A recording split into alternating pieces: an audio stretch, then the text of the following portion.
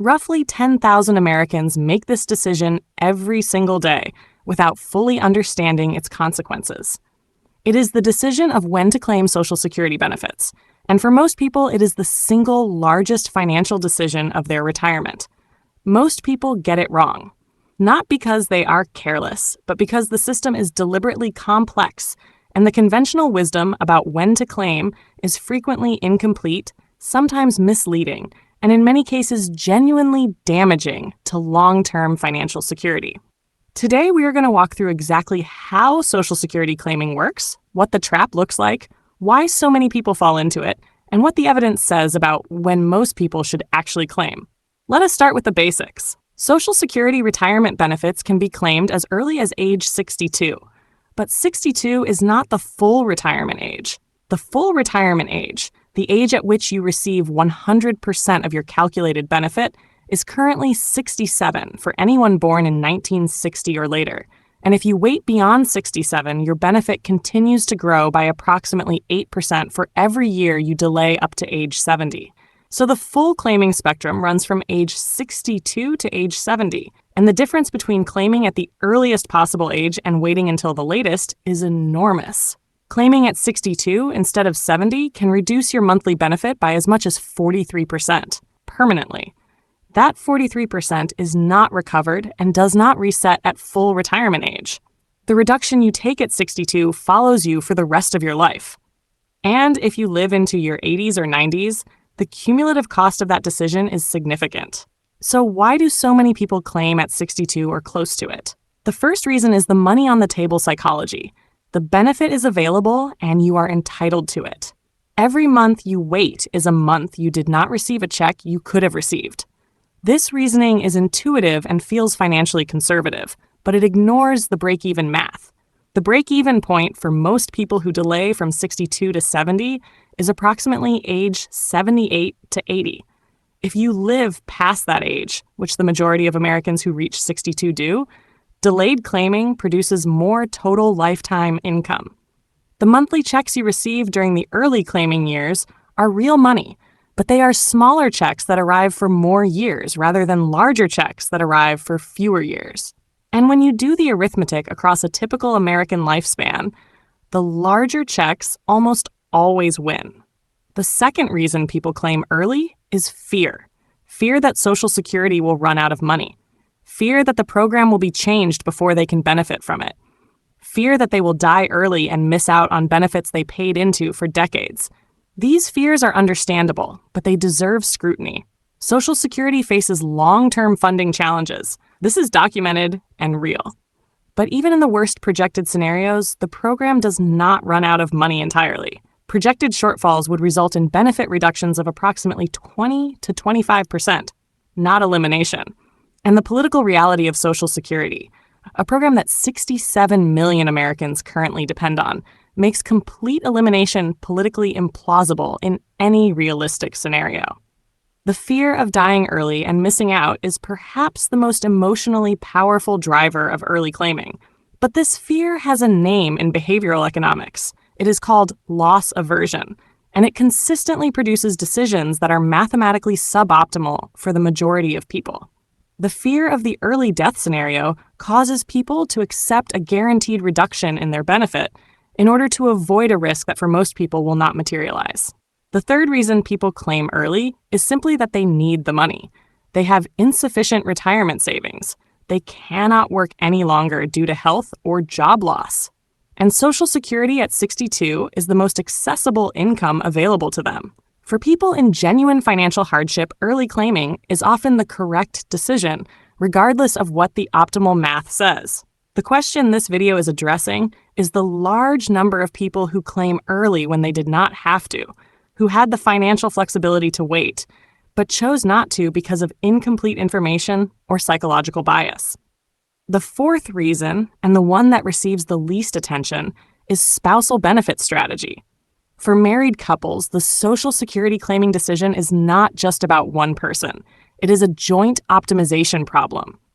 The higher earner's benefit determines the survivor benefit, meaning if one spouse dies, the surviving spouse receives the higher of the two benefits for the rest of their life.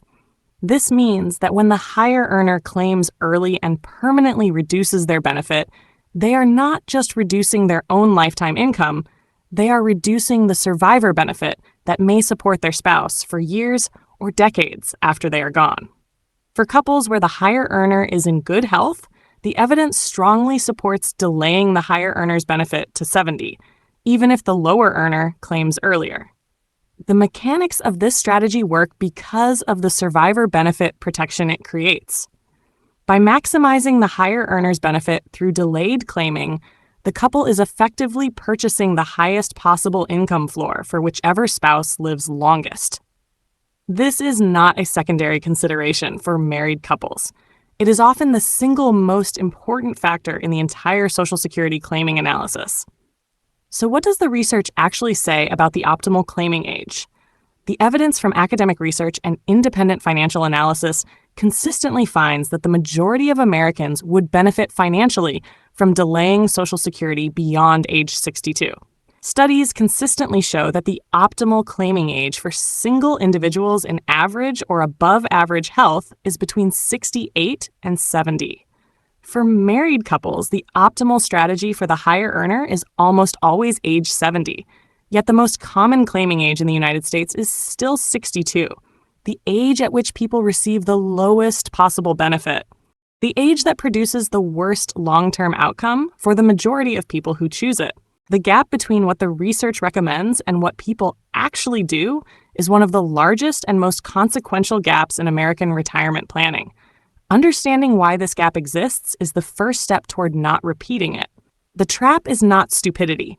It is a combination of incomplete information, behavioral psychology, inadequate professional guidance, and a system that does not make the optimal decision obvious.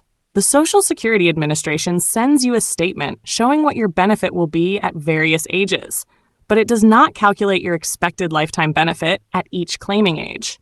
It does not show you the break-even analysis. It does not factor in your spouse's survivor benefit. It gives you numbers without the context required to interpret them correctly. When faced with a difficult calculation or an emotionally charged choice, the majority of Americans choose to take the money right away because it feels the safest. If you are within 10 years of retirement, the most valuable thing you can do right now is run a personalized Social Security claiming analysis, not the general estimates the Social Security Administration provides, but a full, actuarially adjusted lifetime benefit comparison across different claiming ages and scenarios. Several independent online tools allow you to input your earnings history, your health status, your marital situation, and your expected longevity, and calculate the expected lifetime benefit under different claiming strategies. The output will almost certainly show that for your specific situation, the optimal claiming age is later than you assumed. Running this analysis before you are within a year or two of claiming, when you are calm, unhurried, and not in the emotional grip of the you could be receiving checks right now psychology, is the most protective thing you can do. The Social Security decision is one of the few genuinely irreversible financial decisions most people will make. You can change your investment allocation. You can adjust your spending. You can revisit almost every other major financial choice. But once you claim Social Security, your monthly benefit amount is locked in forever. The decision you make at 62 or 65 or 67 or 70 is the decision you will live with for the rest of your life. Given everything that rides on it, your own income, your spouse's survivor benefit, your financial security in the years when healthcare costs are highest and earning is no longer possible, it deserves more careful analysis than most people give it.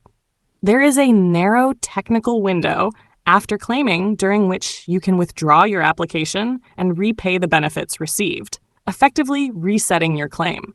But this window is only 12 months after you first claim and requires repaying everything you received without interest. For most people who have been receiving benefits for any significant period, this is not a practical option. The decision is effectively permanent. The people who get this decision right are not the ones who knew the rules instinctively. They are the ones who treated it with the seriousness it deserved, who ran the numbers, understood the break-even, factored in their health and marital situation, and made a deliberate, informed choice rather than defaulting to the earliest available option. They are the ones who resisted the money on the table psychology long enough to understand that the money on the table at 62 is a smaller pile than the money on the table at 70, and that for most people with average or above average health, the smaller pile available now is the worst choice over a full retirement lifetime. Social Security is not a trap if you understand it. It becomes one only when you approach it without the information and analysis the decision requires. The system is complex, and the default behavior it produces. Claim early, take the money, feel financially responsible for not leaving benefits on the table happens to be the behavior that costs most claimants the most money over the course of their retirement. Understanding that is not enough on its own. It is the beginning of doing something different. Click here to watch our video on how much money you need to never work again, because Social Security is one input in a much larger retirement income picture, and understanding the whole picture changes how every individual decision fits together.